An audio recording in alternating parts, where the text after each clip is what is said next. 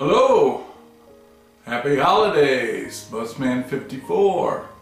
First, I'd like to thank all my new subscribers to my channel.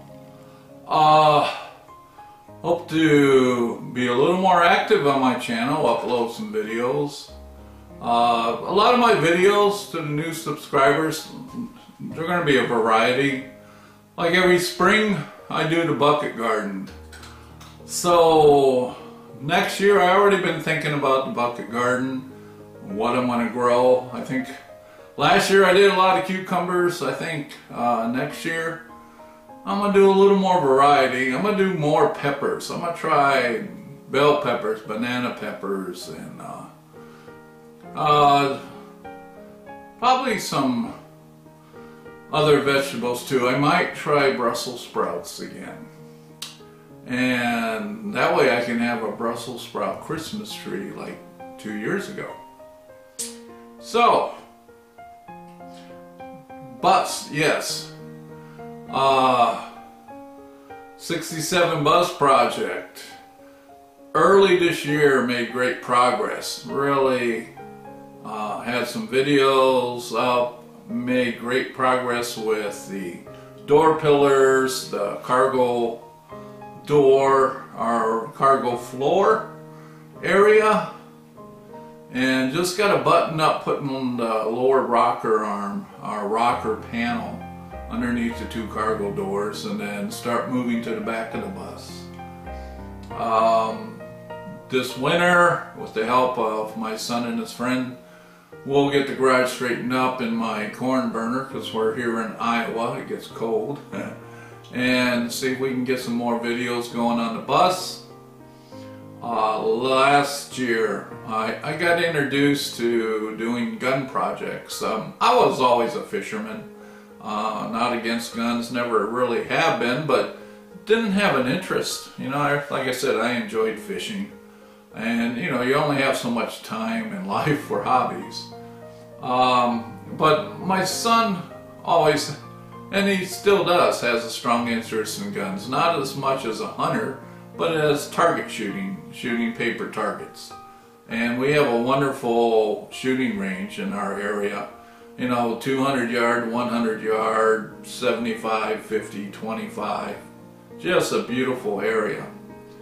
And he wanted to build an AR-15. And since he lives with me, he wanted to make sure he had my permission. And so when he asked, you know, I had to have him explain what that was, you know, because not being a gun person. And I didn't even know you could build them, you know, part by part. You know, you could get a lower receiver stripped and an upper receiver stripped and actually build something from that ground up like that. I didn't know that was out there. And I wouldn't have, you know, because that wasn't where my interest was. Showed me a video, and that intrigued me. I liked the building process, and gave him permission to, and I built one along with him. And we, this summer, got out a couple times to the shooting range, and I really enjoyed the challenge of shooting it. You know, mine's a long distance shooter at 200 yards. And, you know, for me shooting, it wasn't plinking. I would take one shot, get my binoculars, see where it hit, make adjustments to my scope, take another shot, get my binoculars, and the challenge then was how close the grouping could get. So, you know, I kind of began to understand, you know, why he enjoyed that. But the gun went together so easy, you know, I wanted more of a challenge. So I built a Kentucky long rifle muzzle loader. Boy, talk about two extremes. But for this, for the muzzle loaders, they're wall hangers. I didn't really build them as shooters. And so I got the piece of wood to mount it on. I just got to get it mounted on the wall. So this year he asked, "Are you going to do any gun projects, Dad?" And I think I decided, yeah, you know, excuse me. Even though my legs and feet are extremely uncomfortable, something about being able to sit down at a bench or table and work on the gun parts is kind of a distraction. So I decided to do both, two extremes again, muzzle loader and modern gun. Now, on the muzzle loader this year, I think I'm going to do a Hawkins. I've been reading up about them, a lot different than the Kentucky long rifle. And then in the AR platform, I decided I'm going to build an AR-10 or a 308, you know, 7.62 NATO. The choices on, I found out on the AR-10 or 308 are not as plentiful as an AR-15. Also found out they're a little more prouder about the parts for an AR-10. Kind of got to dig deeper in your wallet. And then a real shocker came. Yeah, I didn't think to check. When I went to Brownells, you know, we live an hour from that retail store. I went in and it's like, you know, I'm gonna buy a box of ammo.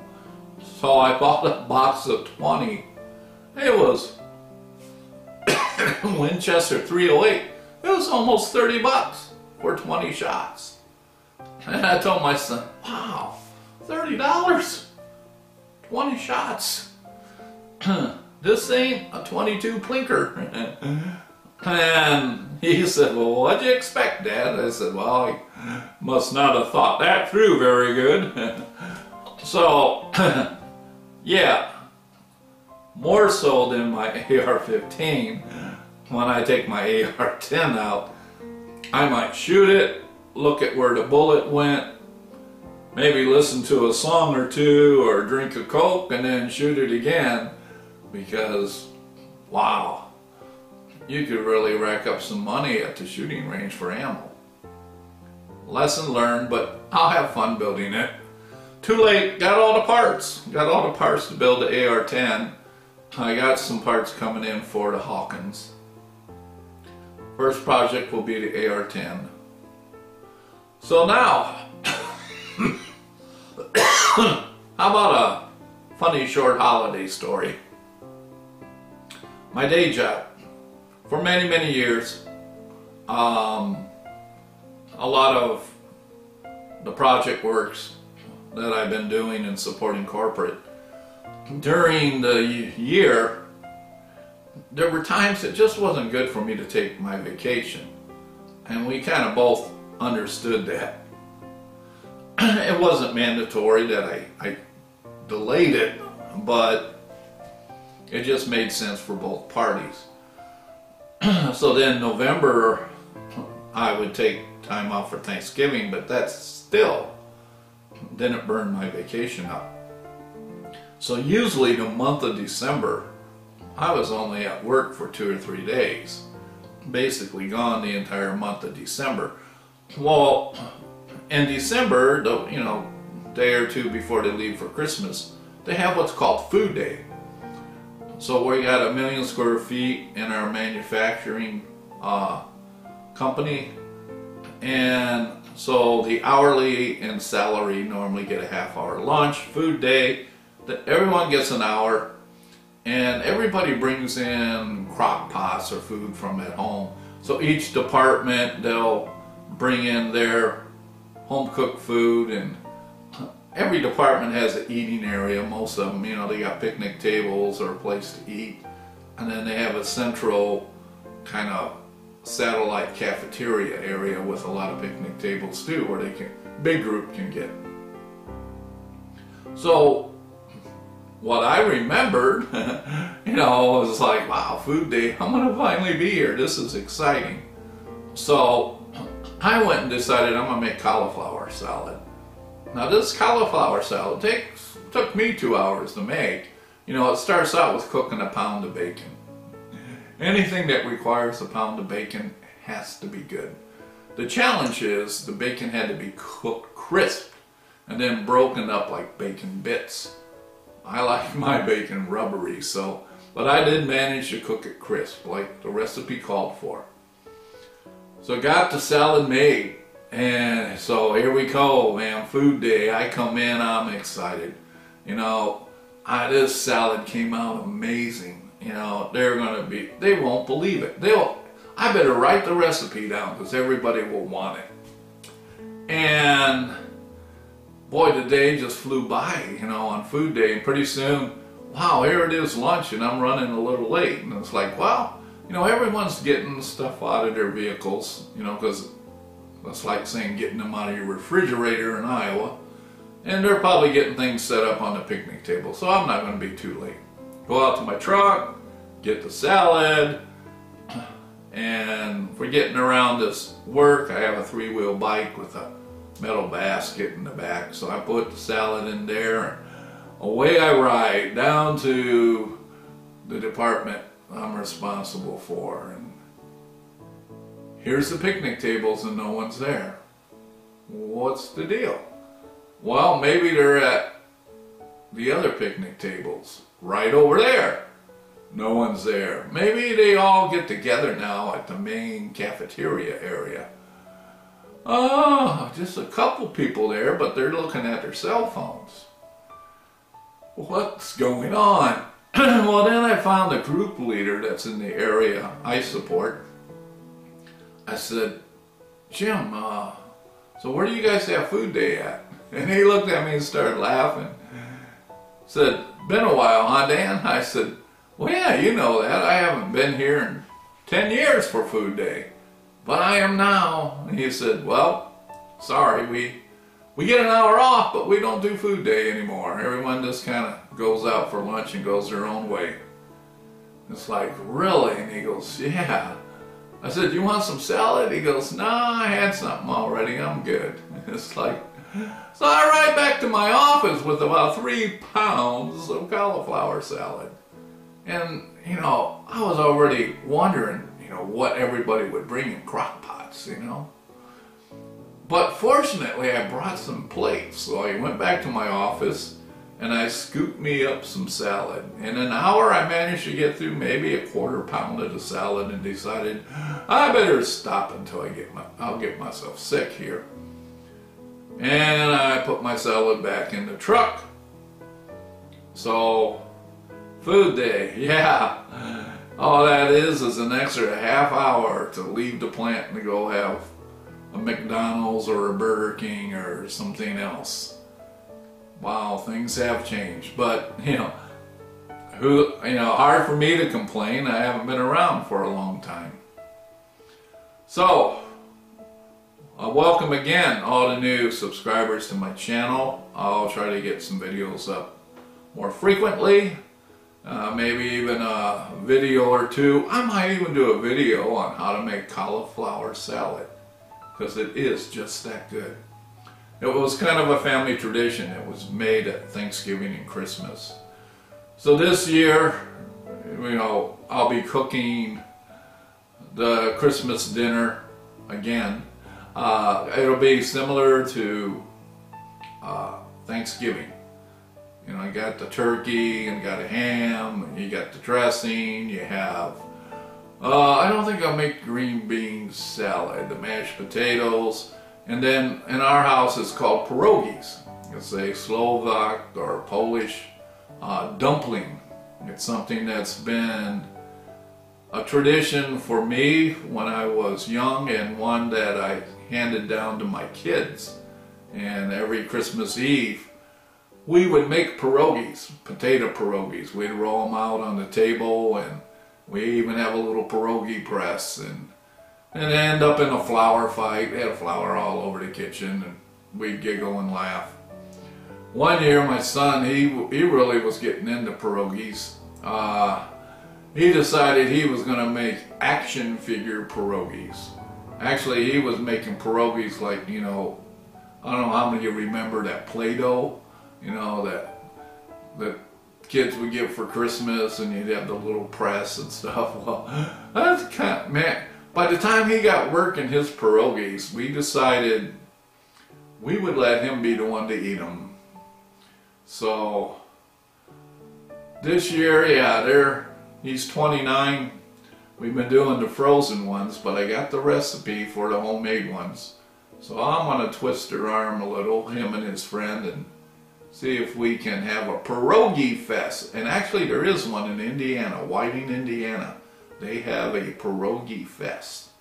It's a big thing.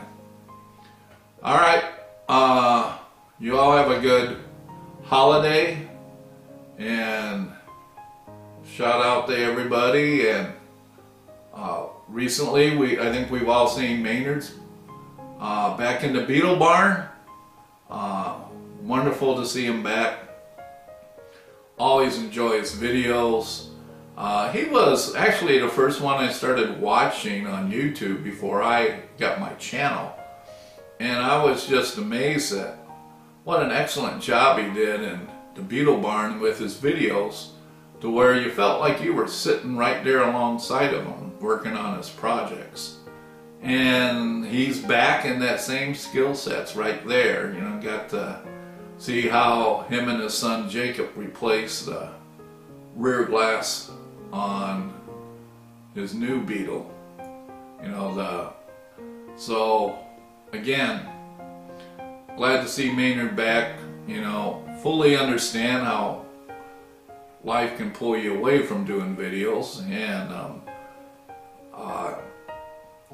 but again, good to see you. Easy Jeezy. Enjoyed your last video. Yeah, it's like you said, trial and error.